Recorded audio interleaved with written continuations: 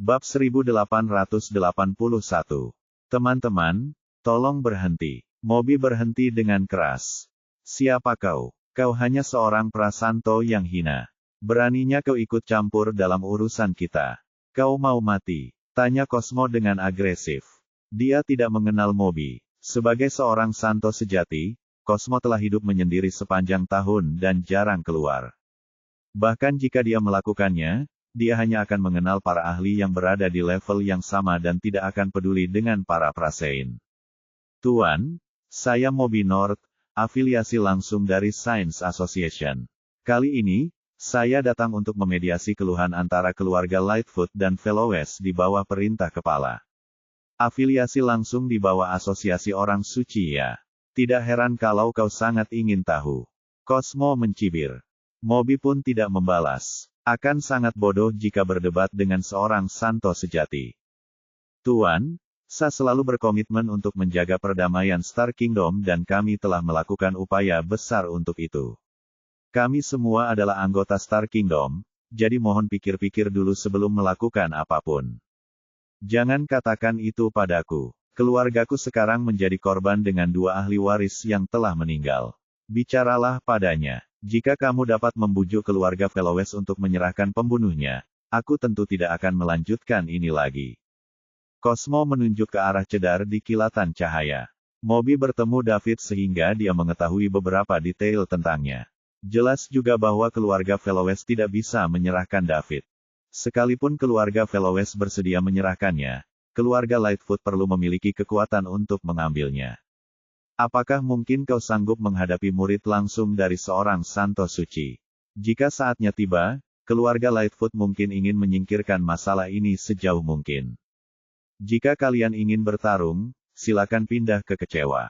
Ada terlalu banyak orang di sini dan banyak dari mereka adalah talenta muda luar biasa dari Kerajaan Bintang. Kalian akan menyebabkan banyak korban jika kalian tidak berhati-hati. Dan ini akan menjadi kerugian besar bagi Kerajaan Bintang, tidak seorang pun ingin melihat ini terjadi.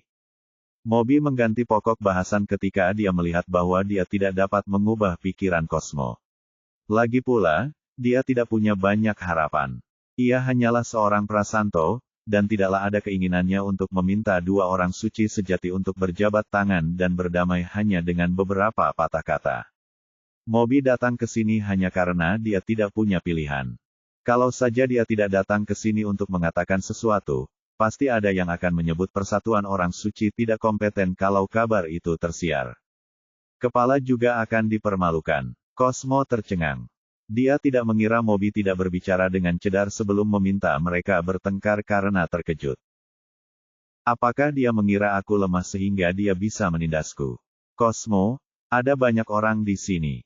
Jadi, mari kita terjebak jika kamu ingin bertarung, kata cedar. Saat keduanya hendak bergerak, Tai maju memilih. Apakah kalian lupa tentang aku?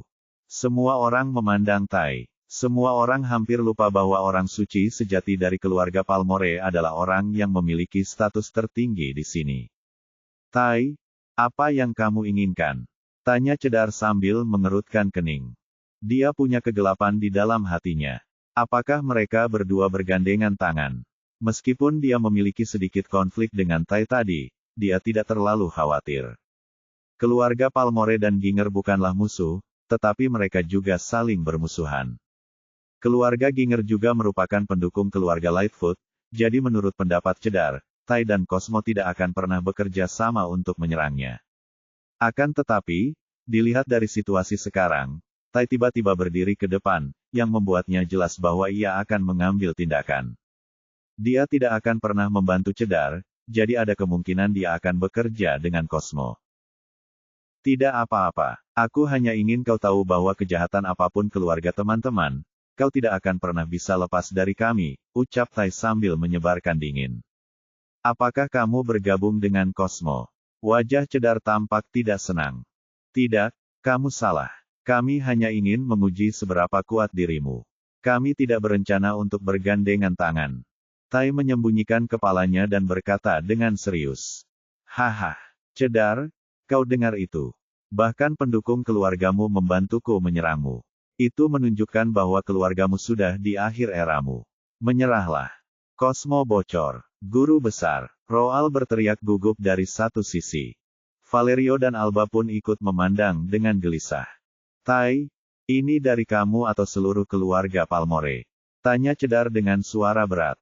Apakah ada perbedaan? Tentu saja, jika itu darimu, maka ini akan menjadi urusan kita berdua. Jika itu dari keluargamu, maka ini akan menjadi urusan dua keluarga. Anggap saja ini dariku. Aku hanya ingin memperbarui teknikmu hari ini. Aku ingin melihat apakah kamu telah meningkat setelah bertahun-tahun, pikir Tai dan berkata. Sebelum mendapat persetujuan dari sang Grandmaster, dia tidak berani mewakili seluruh keluarga untuk berselisih dengan keluarga Felowes. Jika tidak, dia tidak akan bisa menjelaskannya. Tai dan Cedar berada di level yang sama. Mereka berdua adalah orang suci sejati, tetapi mereka memiliki status berbeda dalam keluarga mereka. Bab 1882. Cedar adalah salah satu dari 3 orang suci sejati yang terkuat dalam keluarga Felowes, dan dialah satu-satunya yang tidak terluka. Oleh karena itu, jelaslah bahwa dia memiliki status yang sangat tinggi. Kata-kata dan tindakannya dapat mewakili seluruh keluarga Felowes. Namun, Tai berbeda. Keluarga Palmore juga memiliki seorang Grandmaster Santo Suci yang bertanggung jawab, jadi Tai hanya bisa mendengarkan sang Grandmaster ketika menyangkut masalah yang melibatkan seluruh keluarga. Baiklah, kalau begitu ayo. Aku ingin melihat apa yang bisa kalian berdua lakukan bersama. Kata Cedar dengan bangga.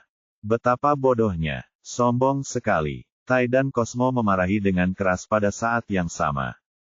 Teman-teman, tolong. Moby juga ingin terus membujuk mereka untuk pindah ke kehampaan. Tanpa diduga, Tai memotongnya. Lancang sekali. Kau hanya seorang prasanto, jadi siapa kau yang bisa bicara di sini? Apakah tidak ada orang lain di asosiasi orang suci? Wajah Moby berubah gelap dan kemudian pucat ketika Tai membalasnya, tetapi tidak ada yang dapat dilakukannya. Bukan salahnya jika pihak lain adalah orang suci sejati. Dia bahkan adalah orang suci sejati dari keluarga Palmore. Sebagai wakil kepala pertama asosiasi orang suci, guru besar keluarga Palmore memiliki status tinggi dan hanya berada di bawah kepala keluarga, jadi siapa yang berani menyinggung perasaannya? Moby menarik napas dalam-dalam, menenangkan diri, dan berkata lagi dengan hormat, Tuan. Enyah. Dengan lambaian tangan Tai, energi Trusein meletus dan melemparkan Moby. Tindakannya juga mengejutkan semua orang yang hadir. Dia bahkan berani menyerang seorang anggota SA. Keluarga Palmore terlalu sombong. Moby tidak mengalami cedera apapun, tetapi dia terkejut. Dia menatap Tai dengan marah, tetapi dia tidak berani mengatakan apapun. Tai bersikap acuh tak acuh. Moby hanyalah seorang prasein, jadi apa salahnya jika dia adalah afiliasi langsung dari Science Association? Dengan status Grandmaster di Science Association, seorang prasein yang tidak ada apa-apanya seperti Moby tidak ada apa-apanya bagi keluarga Palmore. Tanpa Moby berdiri di tengah, Tai dan Cosmo mulai fokus pada Cedar. Cedar tahu keduanya akan mengambil tindakan. Dia tidak akan mempunyai kesempatan menang melawan 2 orang suci sejati. Karena itu, dia hanya bisa menguatkan diri dan menerimanya. Cosmo, aku akan urus Cedar. Kau harus menangkap anggota keluarga Felowes, kata Tai. Dia tidak bisa mempermalukan dirinya sendiri saat bergandengan tangan dengan Cosmo. Baiklah, Cosmo terkekeh. Dia akan sangat senang seandainya ada orang yang membuka jalan untuknya. Energi keduanya meledak dan menyebar ke seluruh tempat dengan kehancuran yang dahsyat. Mereka bahkan sengaja menghindari kerumunan di bawah. Tai, Cosmo, kalian bajingan. Kalian bajingan tak tahu malu. Beraninya kalian mengambil tindakan terhadap generasi muda.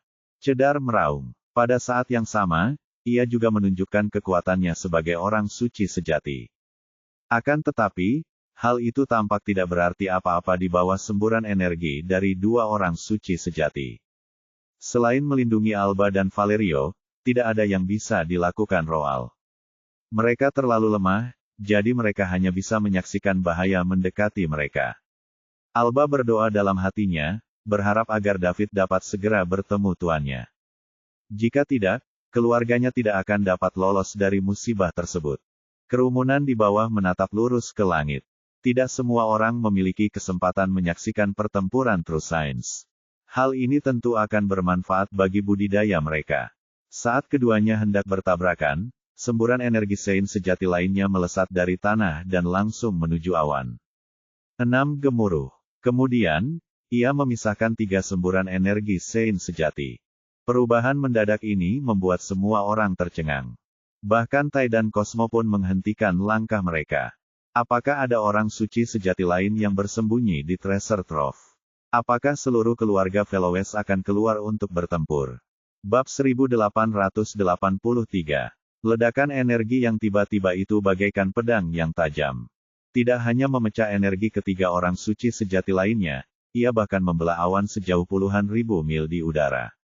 Seolah-olah telah mengukir sebuah lubang di langit. Orang-orang di bawah menatap langit dengan mata terbelalak. Jika ketiga orang suci sejati, Tai, Cosmo, dan Cedar, membuat setiap orang merasa seolah-olah mereka adalah sosok yang mengesankan dan agung, energi orang suci sejati yang baru ini membuat mereka merasa seolah-olah pemiliknya telah gagal menahan diri dan memamerkan kekuatannya semaksimal mungkin. Siapa dia? Energinya tidak lebih lemah dari trio itu, jadi dia pasti orang suci sejati lainnya. Tai dan Cosmo berhenti tidak jauh. Mata mereka menatap lurus ke arah energi yang baru muncul. Mereka tidak tahu bahwa Santo sejati lain bersembunyi di Treasure Trove. Mereka bertanya-tanya apakah itu adalah orang suci sejati lain dari keluarga Fellows, tetapi sekarang, tampaknya bukan. Ada 3 orang suci sejati dalam keluarga Fellows. Selain Cedar, 2 orang lainnya terluka dan belum pulih. Oleh karena itu, kekuatan tempur mereka akan berkurang. Namun, dilihat dari energi yang ditunjukkan orang itu tadi, dia tidak kalah dengan ketiga orang itu. Oleh karena itu, mereka dapat memastikan bahwa itu bukan anggota keluarga Fellows. Namun, siapa yang akan campur tangan dalam urusan antara ketiga keluarga itu? Tai dan Cosmo bingung, terutama Tai. Sebagai pemimpin keluarga Fellows, keluarga Palmore telah mengawasi keluarga Fellows sejak mereka menyadari keluarga Fellows semakin tidak terkendali. Lagi pula, mereka mencoba mengambil alih Treasure Trove, sapi perah. Mereka melakukan ini untuk mencegah keluarga Fellows melakukan trik apapun dan memengaruhi rencana keluarga Palmore. Akan tetapi, mereka tidak pernah menyadari keluarga Fellows semakin dekat dengan pasukan lain. Apakah mereka menderita dengan sabar, tetapi bertekad untuk membalas dendam selama ini? Apakah mereka bersikap seolah-olah menerima pengawasan keluarga Palmore tetapi berusaha mencari jalan keluar selama ini? Tai menyipitkan matanya dan cahaya dingin bersinar. Dia merasa hal ini mungkin. Tidak ada kekuatan yang mau menyerah ketika mereka menghadapi hal ini. Dapat dimengerti jika keluarga Fellows ingin memberontak. Namun, yang membingungkan Tai adalah bahwa keluarga Palmore merupakan salah satu dari 6 kekuatan teratas yang memiliki seorang suci-suci di Kerajaan Bintang. Siapa yang berani menolong keluarga Fellows jika keluarga ini yang mereka lawan? Siapa yang begitu berani? Apakah mereka ingin mati? Anggota. Namun, siapa yang akan campur tangan dalam urusan antara ketiga keluarga itu? Tai dan Cosmo bingung, terutama Tai. Sebagai pemimpin keluarga Fellows, keluarga Palmore telah mengawasi keluarga Fellows sejak mereka menyadari keluarga Fellows semakin tidak terkendali. Lagi pula, mereka mencoba mengambil alih Treasure Trove, sapi perah. Mereka melakukan ini untuk mencegah keluarga Fellows melakukan trik apapun dan memengaruhi rencana keluarga Palmore. Akan tetapi, mereka tidak pernah menyadari keluarga Fellows semakin dekat dengan pasukan lain. Apakah mereka menderita dengan sabar, tetapi bertekad untuk membalas dendam selama ini? Apakah mereka bersikap seolah-olah menerima pengawasan keluarga Palmore tetapi berusaha mencari jalan keluar selama ini? Tai menyipitkan matanya dan cahaya dingin bersinar. Dia merasa hal ini mungkin. Tidak ada kekuatan yang mau menyerah ketika mereka menghadapi hal ini. Dapat dimengerti jika keluarga Fellows ingin memberontak. Namun, yang membingungkan Tai adalah bahwa keluarga Palmore merupakan salah satu dari 6 kekuatan teratas yang memiliki seorang suci-suci di Kerajaan Bintang. Siapa yang berani menolong keluarga Fellows jika keluarga ini adalah keluarga yang mereka lawan? Siapa yang begitu berani? Apakah mereka ingin mati? Cedar juga bingung saat ini. Energi Saint sejati yang tiba-tiba ini sangat kuat, tetapi juga asing. Dia yakin dia belum pernah bertemu dengan orang suci sejati ini sebelumnya, dan ini bukan salah satu dari dua orang suci sejati lainnya di keluarganya. Namun, orang ini bersembunyi di Treasure Trove dan mengambil tindakan pada saat kritis ini. Apakah ini? Cedar mempertimbangkan suatu kemungkinan. Bukan hanya dia, tetapi Roald dan Valerio juga memikirkan kemungkinan ini. Bukankah David sedang menghubungi gurunya? Jadi, Santo sejati yang muncul tiba-tiba ini mungkin adalah guru misterius David. Ini akan menjelaskan mengapa seorang Saint sejati yang aneh ingin membantu keluarga Fellowes sambil mengambil risiko menyinggung keluarga Lightfoot dan Palmore. Ketika anggota keluarga Fellowes memikirkan hal ini, mereka tidak senang sama sekali. Sebaliknya, mereka merasa telah dibohongi. Krisis saat ini telah berakhir, tetapi krisis yang lebih besar akan segera datang. Mereka selalu mengira bahwa guru David adalah seorang santo suci, maka mereka mati-matian membantu David agar bisa berpegang teguh pada secercah harapan ini. Sekarang, mereka melihat kebenarannya. Guru David bukanlah orang suci yang mereka bayangkan, melainkan orang suci sejati. Meskipun dia juga sangat kuat, dia tidak akan banyak membantu menghadapi kesulitan yang dihadapi keluarga Fellowes. Mereka membutuhkan seorang suci-suci untuk berurusan dengan keluarga Palmore. Sekarang semuanya sudah berakhir. Selanjutnya, keluarga Palmore pasti akan melakukan gerakan dahsyat untuk menekan keluarga Fellowes dan menguasai Treasure Trove. Tanpa bantuan seorang santo suci, keluarga Fellowes tidak dapat melawan sama sekali. Benar saja, mereka akhirnya kalah dalam pertaruhan ini. Tentu saja mereka tidak dapat menyalahkan David karena selama ini David tidak pernah mengatakan bahwa gurunya adalah seorang santo suci. Valerio adalah orang yang membayangkannya. Bukan hanya Valerio, tetapi para Grandmaster lain dari keluarga Fellowes merasakan hal yang sama. Hanya mungkin bagi seorang santo suci untuk membina santo semuda David. Namun, kenyataan menamparkan wajah mereka dengan keras.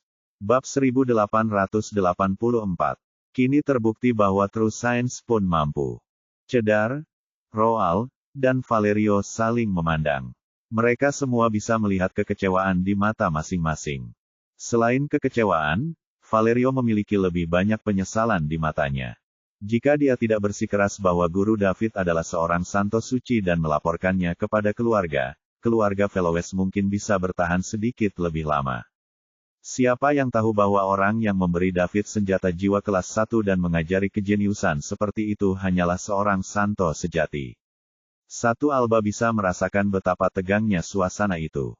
Saat dia melihat senyum pahit di wajah para Grandmaster dan ekspresi menyalahkan diri sendiri di wajah kakek Val, dia segera tahu apa masalah yang ada dalam pikirannya. Setelah dia memikirkannya, Alba juga bingung. Apakah orang yang menyelamatkan kita adalah guru dari Tuan David? Apakah dia bukan seorang santo suci melainkan santo sejati? Apakah itu berarti semua usaha kita sia-sia? Tidak adakah yang bisa membantu kita melawan orang suci keluarga Palmore? Dan apakah itu berarti aku juga tidak bisa melarikan diri dari Anders? Aku bahkan melepas kadarku untuk membuat Anders marah tadi. Aku bisa membayangkan kehidupan seperti apa yang akan menantiku setelah aku menikah dengannya. Tidak, tidak, tidak. Alba menggelengkan kepalanya. Dia tidak menerima hal ini, dan dia juga yakin bahwa ini tidak nyata. Guru dari Master David jelas merupakan seorang santo suci. Orang suci sejati yang disembunyikan oleh guru David hanya untuk melindunginya. Alba memaksa dirinya untuk mempercayai ini, tetapi dia tahu dia hanya berbohong kepada dirinya sendiri. Hal itu disebabkan karena Daud mengatakan kepadanya bahwa ia telah tinggal bersama tuannya selama ini. Tidak ada seorang pun di sekte itu kecuali mereka berdua. Ini berarti energi True Saint Ring dari Treasure Trove adalah tuannya David. Wajah Alba berubah pucat, membuatnya tampak sakit-sakitan tetapi tetap cantik. Seseorang pasti ingin melindunginya saat melihatnya dalam kondisi seperti ini. Keluarga Fellowes membuat taruhan yang salah. Konsekuensinya sangat parah. Mereka tidak hanya harus menanggung kemarahan keluarga Lightfoot, tetapi mereka juga harus menanggung tekanan keluarga Palmore. Ada kemungkinan keluarga Veloes akan segera menghilang. Mereka mungkin hanya dapat menemukan sudut terpencil di kerajaan bintang dan terus berjuang saat berada di ambang kematian. Pada akhirnya, Alba lah yang menyebabkan ini. Tidak. Alba tidak bisa menerima ini. Ia pun tak sanggup menanggung beban tanggung jawab mengirim seluruh keluarganya ke neraka. Ia tak mau menjadi pendosa di keluarganya dan dimarahi seluruh anggota keluarganya. Ia berusaha sekuat tenaga memikirkan setiap kemungkinan, dan tiba-tiba, sesuatu terlintas di otaknya. Mata Alba berbinar. Mungkinkah Santo sejati ini adalah Master David? Ini menjelaskan mengapa Santo sejati ini bersembunyi di Treasure Trove. Orang suci sejati adalah Guru David. Alba merasa ngeri dengan asumsi gilanya.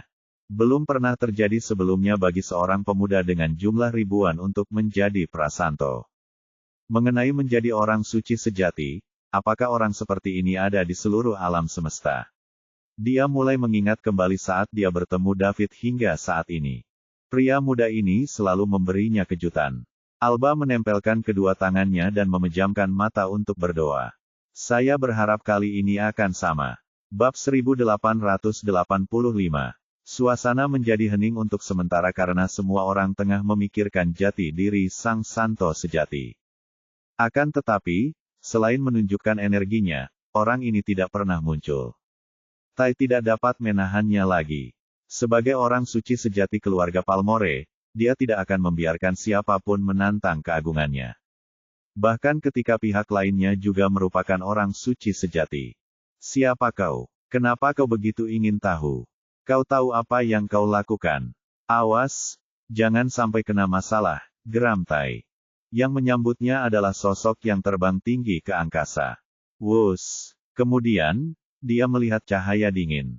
Tai merasakan ancaman besar dari cahaya dingin ini. Akan tetapi, sudah terlambat baginya untuk berpikir, jadi dia buru-buru berteriak, lancang sekali.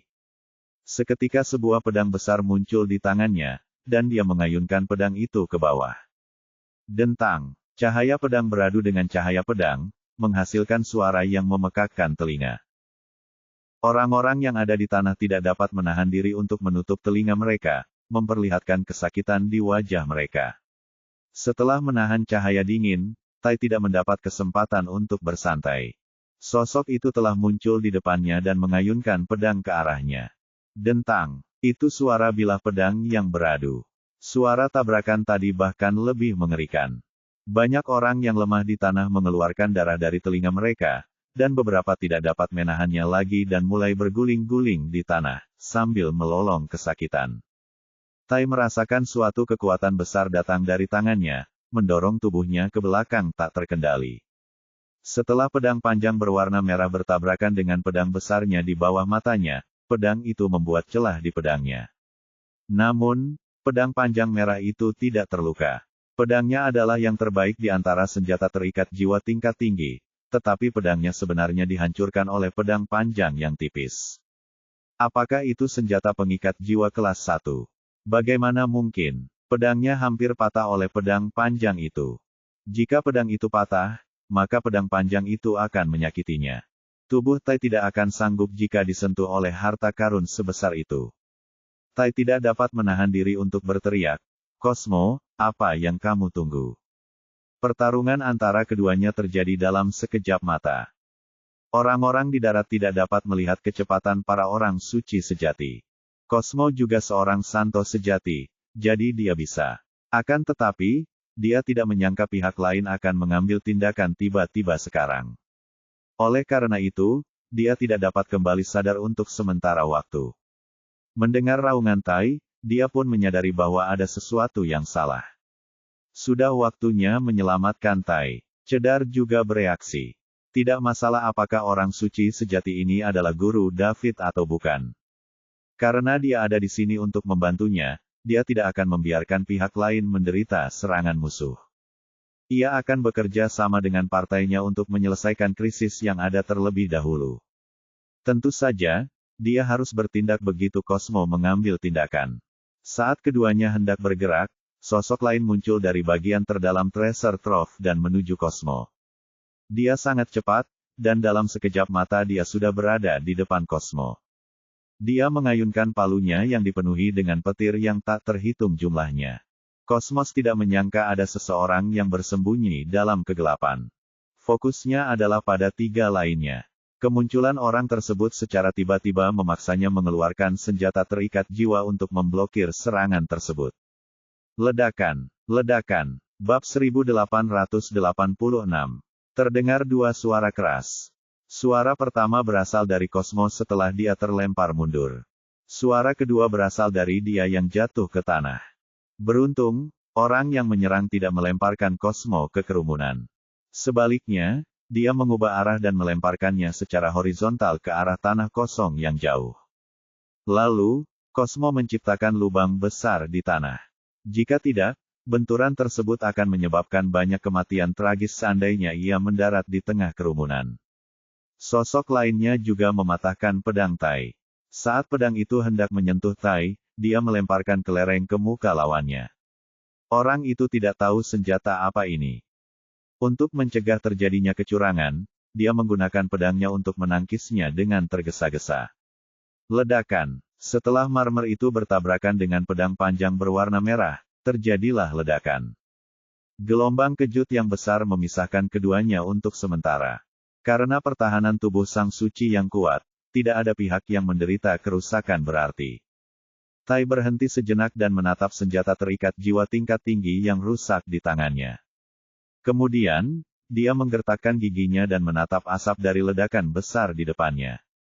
Sudah berapa lama sejak dia menderita kerugian seperti itu? Senjata pengikat jiwa tingkat tinggi miliknya rusak, dan dia hampir terluka juga. Cosmo pun bergegas keluar dari lubang dan berdiri bersama Tai, mengikuti tatapan Tai dengan ekspresi tidak senang di wajahnya. Keempat anggota keluarga Velowes sekali lagi linglung. Jika sosok pertama yang menyerbu adalah guru misterius David, lalu siapakah sosok kedua ini? Dia bisa menghantam Cosmo hingga terbang dengan palu. Sekalipun itu serangan diam-diam, tetap saja itu dilakukan oleh seorang suci sejati. Bagaimana mungkin seorang prasanto melancarkan serangan diam-diam terhadap seorang santo sejati? Itu sama saja dengan meminta kematian. Apakah ada 2 orang suci sejati yang bersembunyi di Treasure Trove? Mengapa kita tidak menyadarinya? Asap dari ledakan besar itu menghilang. Lalu, 2 sosok muncul di langit. Yang seorang memegang pedang, sedangkan yang lain memegang palu. Siapa kau sebenarnya? Tanya Tai sambil menggertakkan giginya. Bukankah semua orang mencariku? Sekarang aku sudah di sini, apakah kalian tidak mengenaliku lagi? Salah satu tokoh itu terkekeh. 2 orang yang muncul tiba-tiba, tentu saja, adalah David dan kloningannya. Setelah mempelajari keterampilan itu, David mendeteksi bahwa pertarungan akan dimulai di langit. Sebelum dia sempat memikirkannya, dia menunjukkan sebagian energinya dan menghentikan pertempuran yang akan terjadi di langit. Namun, dia tidak langsung keluar. Sebaliknya, dia mengambil setetes saripati darah dari hatinya dan memanggil klon. Karena mereka akan bertarung, dia pastinya harus bertarung dalam kondisi terbaiknya. Dia tidak ingin memberi musuh kesempatan. Karena ini adalah pemanggilannya yang pertama, David belum mahir, jadi dia membuang sedikit waktu. Baru setelah Tai bertanya dengan suara keras, klonnya berhasil dipanggil. Kemudian, dia sendiri menghadapi Tai dengan pedang pemecah kejahatan. Di sisi lain, klon tersebut menggunakan God of Thunder Hammer dan melancarkan serangan diam-diam terhadap Cosmo. Dia bertarung melawan 2 orang suci sejati sendirian, namun dia tetap unggul. David sangat puas dengan hasil pertempuran ini.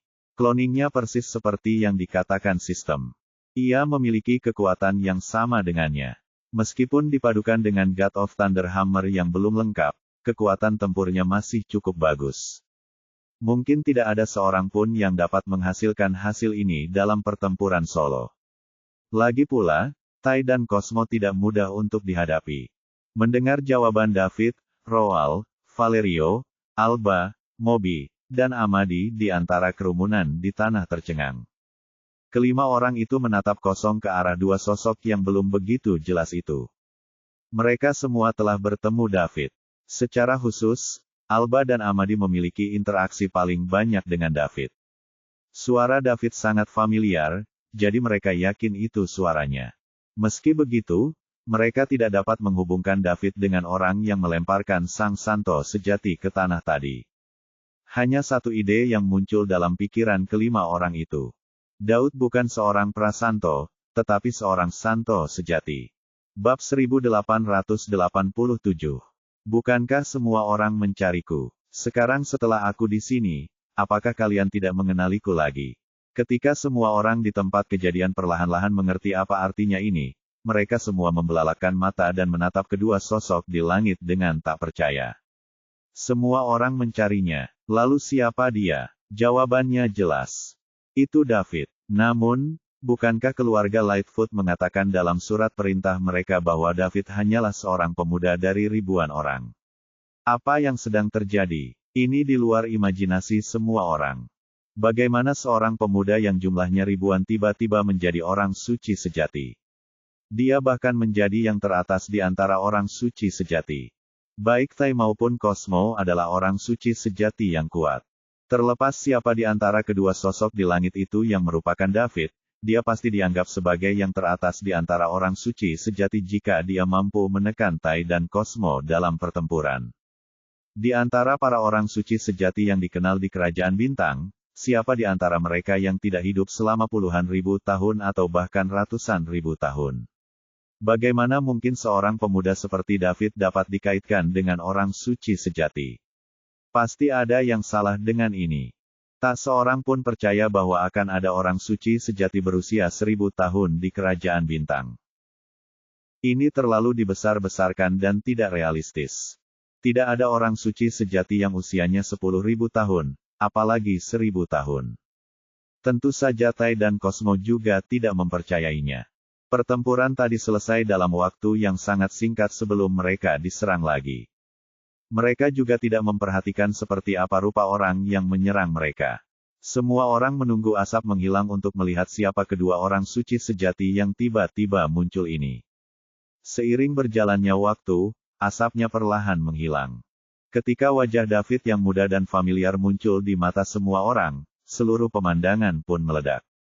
Sialan, apa itu benar-benar David? Dia tampak persis seperti potret pada surat perintah penangkapan keluarga Lightfoot. Apa aku sedang bermimpi? Apa benar-benar ada orang suci sejati yang masih muda di dunia ini? Mungkinkah? Tampar. Pemuda itu ditampar di bagian belakang kepalanya sebelum dia selesai berbicara. Apa yang kau lakukan? Katanya sedikit kesal. Dasar bocah.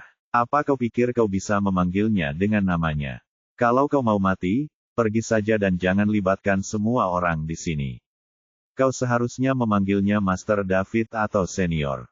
Ya, Master David. Itu Master David. Aku salah. Aku salah. Setelah dia sadar kembali, pemuda itu segera menyadari kesalahannya. Dia akan meminta kematian jika dia memanggil seorang suci sejati dengan namanya, Ovelebuk. Karena itu, dia segera mulai menamparkan dirinya sendiri. Mereka bukan satu-satunya yang berbicara. Semua orang di darat juga berbicara satu sama lain. Orang-orang yang datang ke sini semuanya telah melihat poster pencarian dari keluarga Lightfoot. Karena itu mereka sudah tahu seperti apa rupa David. Lalu, semua orang menemukan sesuatu yang baru. Mengapa ada dua Master David yang penampilannya persis sama? Apakah Master David punya saudara kembar? Apakah mereka berdua orang suci sejati? Ini tidak mungkin nyata, kan? Karena cloning belum pernah ada di Star Kingdom sebelumnya, tidak akan ada seorang pun yang memikirkan kemungkinan terjadinya hal ini, dengan asumsi bahwa kedua tokoh itu adalah David. Siapa yang bisa memberitahu saya mengapa ada dua guru David di langit? Aku juga ingin tahu. Mungkinkah yang satunya adalah saudara Tuan David? Keduanya adalah orang suci sejati yang masih muda. Ini tidak mungkin nyata, kan? Bagaimana kita bisa hidup seperti ini? Ada apa? Karena Master David bisa melakukan ini, maka saudaranya tentu tidak akan jauh tertinggal. Tai dan Cosmo tercengang ketika mereka mendengar diskusi berkelanjutan itu. Bab 1888. David yang tampak sama keduanya adalah orang suci sejati. Ini sungguh tidak dapat dipercaya. Bahkan sebagai orang suci sejati yang berada di posisi kedua setelah orang suci-suci di Kerajaan Bintang, mereka belum pernah mengalami hal ini sebelumnya. Mereka bahkan tidak pernah mendengar tentang hal seperti itu. Orang yang melahirkan pasangan kembar Santo sejati ini bisa jadi adalah kaisar. Faktor utamanya adalah mereka masih sangat muda. Jika mereka berdua menjadi orang suci, keluarga mereka akan memiliki dua orang suci pada saat yang sama. Ini akan menjadi legenda di Star Kingdom. Saat Alba menatap kedua David itu, otaknya menjadi kosong. David unik dan maha kuasa di hatinya. Sekarang, mereka ada dua, dan Alba tidak bisa menerima hal ini untuk sementara waktu. Ia tidak ingin bayangan David yang ada di dalam hatinya hilang, meskipun orang itu adalah saudara kembar David. "Kau David?" tanya Tai sambil menahan amarah di hatinya. Apa aku tidak mirip dengannya? Bukankah kalian yang mengeluarkan surat perintah penangkapan itu?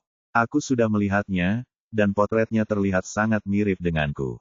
Kenapa kalian tidak bisa mengenaliku setelah melihatku secara langsung? Tanya David. Kembali, lalu siapa orang di sebelahmu itu? Tanya Tai kemudian. Pertanyaannya juga merupakan hal yang ingin diketahui semua orang yang hadir. Semua orang menatap David dengan saksama, menunggu jawabannya. Namun, David tersenyum dan tidak langsung menjawab. Sebaliknya, dia bertanya kepada kloningannya, "Hei." Dia bertanya, "Siapa kamu?" "Tentu saja, namaku David." Jawab klon itu dengan wajar. "Kamu David. Kalau begitu, aku siapa?" David berpura-pura bodoh dan bertanya. "Bagaimana aku bisa tahu siapa dirimu?" "Ngomong-ngomong, aku David," kata kloningan itu dengan yakin. "Jika kamu mengaku David, apa buktinya? Bukti apa yang kau butuhkan? Aku sudah dipanggil David sejak aku lahir, dan aku belum pernah mengganti namaku sampai sekarang. Saya bukan David, siapa dia? Begitu pula denganku. Ibuku bangun pagi-pagi dan tidur larut malam hanya agar ia bisa memberiku nama David.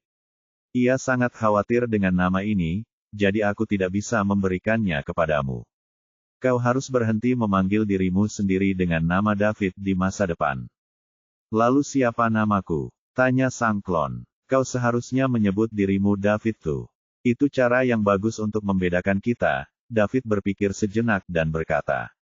"Oke." Klon itu setuju tanpa ragu-ragu. "Benar sekali. Mulai sekarang, aku akan memanggilmu David II, dan kau akan menjadi adik laki-lakiku. Jika aku tidak bahagia dengan seseorang, kau bisa pergi dan menghajarnya untukku." David tertawa. "Baiklah." David mulai berbicara kepada kloningannya, mengejutkan semua orang di tempat kejadian termasuk Tai, Cedar, dan Cosmo the True Science. Mereka belum pernah mengalami hal ini sebelumnya. Mengapa ada David II? Ini gila. Namun, tak lama kemudian, semua orang tahu bahwa David menganggap mereka bodoh. Bagaimana mungkin dua orang yang tampak sama tidak saling mengenal? Tai juga menyadari hal ini. Matanya menyala karena amarah saat ia menatap sosok-sosok di depannya. Sebagai orang suci sejati dari keluarga Palmore, salah satu dari 6 pasukan teratas Kerajaan Bintang, ini adalah pertama kalinya dia diprovokasi seperti ini. David mengatakan semua hal ini dengan sengaja. Kloningnya tidak mempunyai otonomi, jadi dia tidak mempunyai pikiran sendiri. Dia hanya bisa bergerak setelah David menyuntikkan kekuatan pikiran ke dalam dirinya. Jika David mengambil kekuatan pikirannya dari klon tersebut akan menjadi mayat yang tidak bergerak dan dia akan menghilang begitu waktunya habis.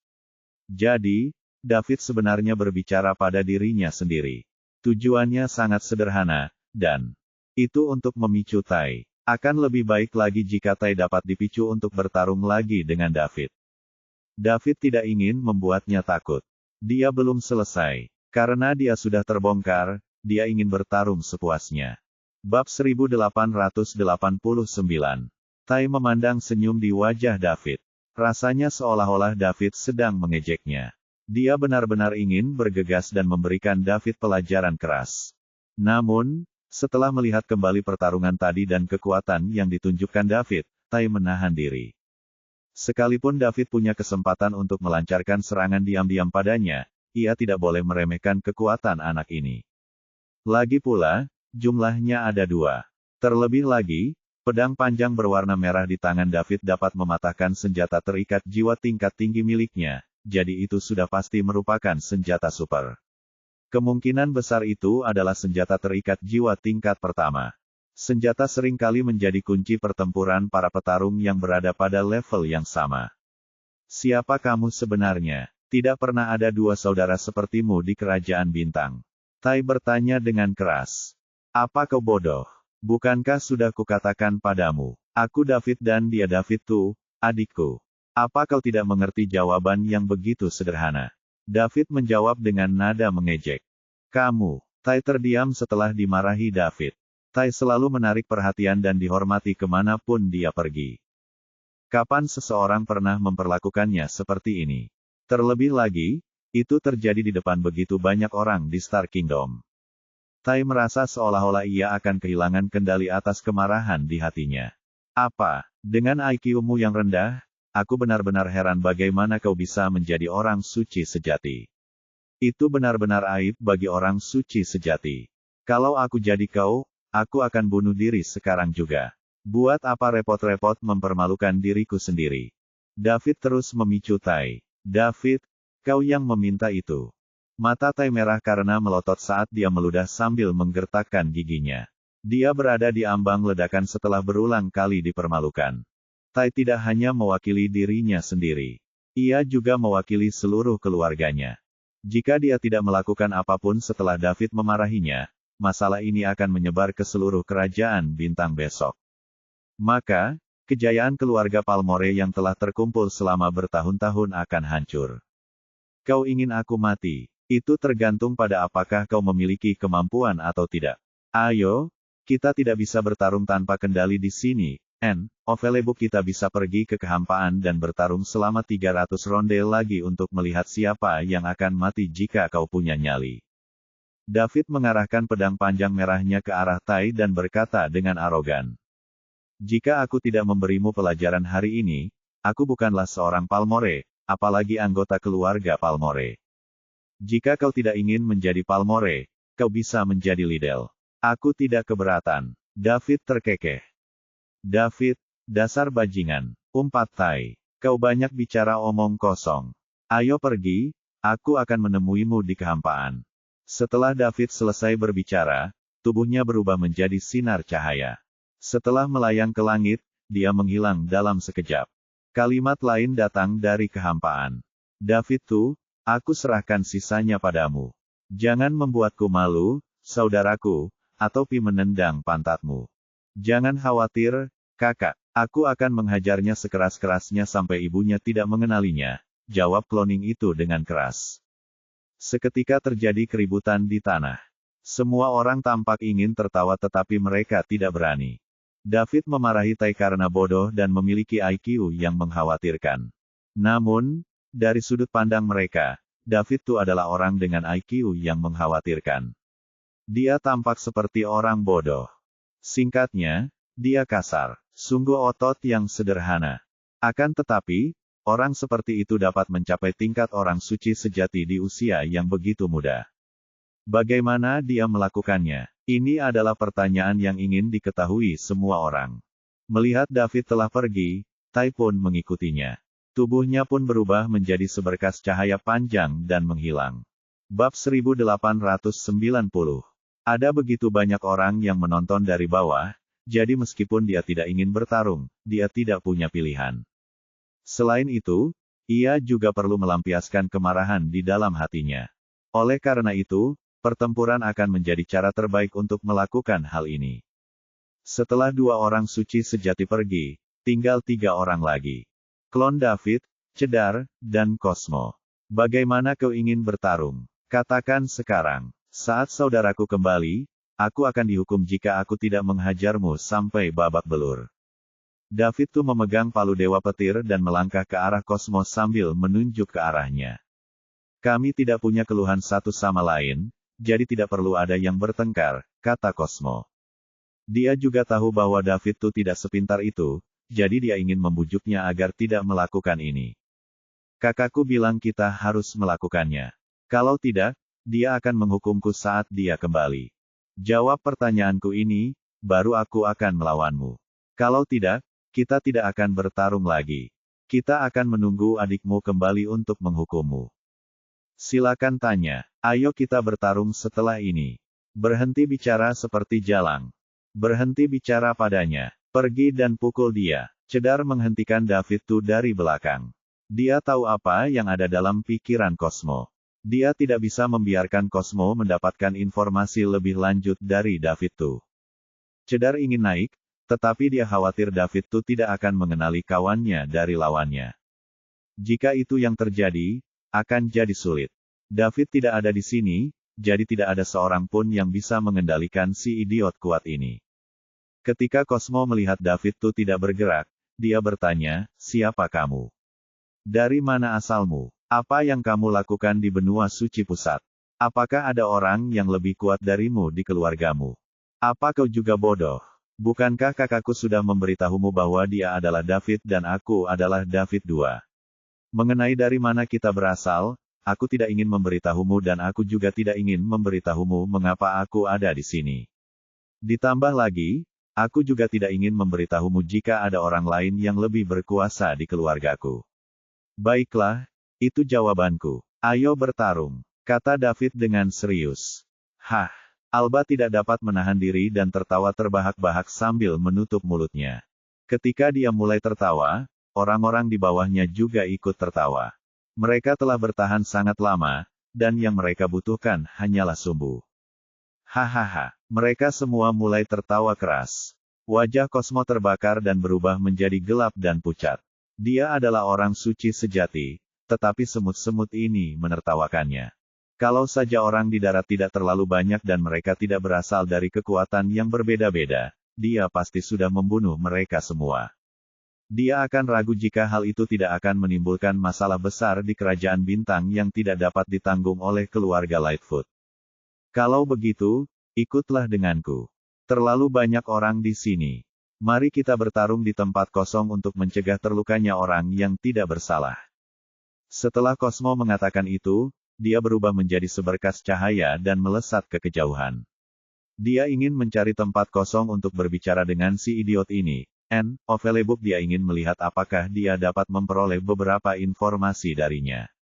Jujur saja, sangat mengejutkan memiliki dua orang suci sejati di usia muda. Cosmo menduga mereka bukan dari kerajaan bintang. Sebaliknya, mereka berasal dari peradaban yang lebih tinggi di luar kerajaan bintang.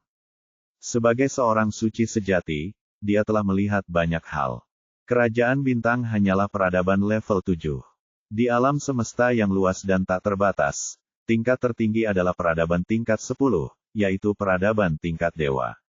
Di bawah peradaban tingkat dewa terdapat peradaban tingkat 9, diikuti oleh peradaban tingkat 8, dan kemudian peradaban tingkat 7.